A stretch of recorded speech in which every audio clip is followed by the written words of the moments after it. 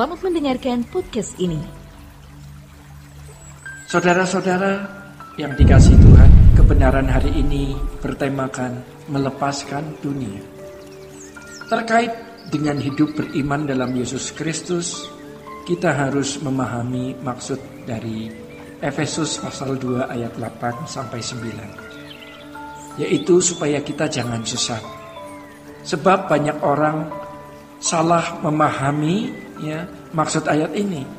Mereka berasumsi bahwa kita tidak perlu memiliki usaha apapun untuk memiliki keselamatan. Mereka memandang bahwa usaha sekecil apapun dipahami sebagai pemberontakan terhadap kebenaran. Seakan-akan usaha itu adalah usaha untuk memiliki dan mencapai keselamatan. Sebagai akibatnya, banyak orang Kristen tidak memiliki usaha apapun untuk merespon keselamatan. Hal ini sama dengan tidak mengerjakan keselamatan dengan takut dan gentar. Jadi saudara-saudara, mereka pasti tidak pernah mengalami dan memiliki keselamatan yang Tuhan sediakan.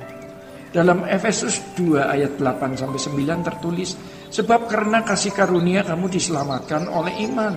Itu bukan hasil usahamu, tetapi pemberian Allah. Itu bukan hasil pekerjaanmu. Jangan ada orang yang memegahkan diri. Kalimat itu bukan hasil usahamu, harus dipahami dengan benar. Itu bukan hasil usahamu, artinya itu bukan dari dirimu sendiri, tetapi dari Allah atau pemberian Allah.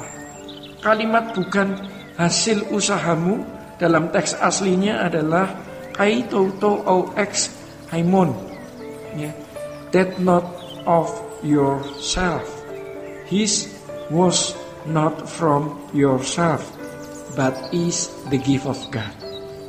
Sedangkan kalimat bukan pekerjaanmu dalam bahasa aslinya adalah ox himon, yang artinya bukan karyamu. Itu adalah karya Tuhan Yesus di kayu salib. Hal ini dikemukakan agar orang percaya tidak membanggakan diri, seakan-akan keselamatan adalah hasil usahanya. Tanpa salib, ya saudara, tidak ada jalan keselamatan sama sekali. Kita harus benar-benar paham bahwa walaupun keselamatan adalah anugerah, bukan berarti kita cukup percaya dengan pikiran, kemudian kita dapat selamat. Justru keselamatan yang ditawarkan kepada umat pilihan membuat umat pilihan harus melepaskan segala sesuatu.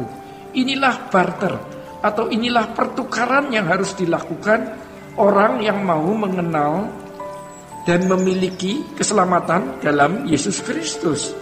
Kalau tidak pernah melakukan barter ini, maka berarti tidak pernah memiliki keselamatan yang benar. Nah, saudara, Paulus mengatakan dalam suratnya, tetapi apa yang dahulu merupakan keuntungan bagiku, sekarang kuanggap rugi karena Kristus. Paulus mengerti sekali bahwa untuk memiliki keselamatan secara utuh harus melepaskan segala sesuatu.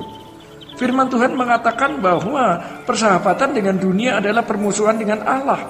Jadi barang siapa bersahabat dengan dunia ini, berarti menjadikan dirinya musuh Allah.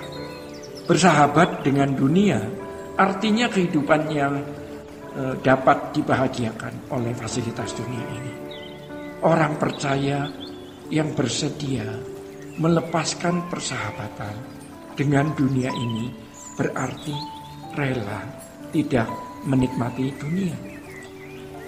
Jadi pada intinya seseorang tidak akan memiliki kerajaan surga tanpa melepaskan dunia. Di dunia kita hari ini pada umumnya, manusia termasuk di dalamnya sebagian besar orang Kristen terkait dengan percintaan dunia. Dengan demikian di akhir zaman semakin sulit orang diselamatkan, sebab ikatan dunia semakin kuat, bahkan sampai tidak dapat dilepaskan lagi. Dunia semakin mencengkeram, ya saudara. Nah, banyak orang Kristen hidup dengan gaya hidup anak-anak dunia, dengan segala kesenangannya, mengejar ambisi pribadi seluas-luasnya, tanpa memikirkan kepentingan Tuhan dan sesama, menghalalkan segala cara untuk memperoleh keuntungan dan menyimpan kesenangan tertentu bagi dirinya sendiri. Mereka menganggap semua hal itu wajar karena dilakukan oleh banyak orang. Malangnya, tidak ada yang mengingatkan bahwa gaya hidup seperti itu adalah gaya hidup manusia yang tidak layak bagi Tuhan. Saudara, harga mengikut Tuhan Yesus sepanjang zaman selalu sama. Tidak pernah menjadi kurang atau dipermudah. Kalau ada barang yang diakui sebagai asli, tetapi harganya murah, pasti barang tersebut palsu. Demikianlah Injil palsu yang banyak beredar. Seakan-akan menerima Yesus tanpa pertaruhan. Mereka mengajarkan asal memiliki keyakinan mereka sudah menjadi umat Allah. Waduh, ini menyeramkan ya saudara. Maka terkait dengan hal ini, Paulus mengatakan, jadi bagaimana sekarang? Adakah ku cari kesukaan manusia atau kesukaan Allah? Adakah ku coba berkenan kepada manusia? Sekiranya aku masih mencoba berkenan kepada manusia, maka aku bukanlah hamba Kristus. Setelah mengatakan demikian, Paulus menunjukkan bahwa perjumpaannya dengan Tuhan Yesus membuat ia harus meninggalkan segala kenikmatan hidupnya sebagai salah satu pimpinan agama Yahudi. Dengan segala kehormatannya, perjumpaan dengan Yesus membuat Paulus kehilangan segala sesuatu. Hal ini juga dialami oleh semua murid Tuhan Yesus dan semua pengikutnya. Siapa yang mengikut Yesus harus melepaskan segala sesuatu. Kemudian seperti Paulus memberitakan Injil yang tidak dengan mudah diterima. Sebab Paulus memberitakan Injil dengan harga yang sangat-sangat tinggi, yaitu segenap hidup. Siapkah kita untuk memberi segenap hidup bagi Tuhan? Sola Gracia.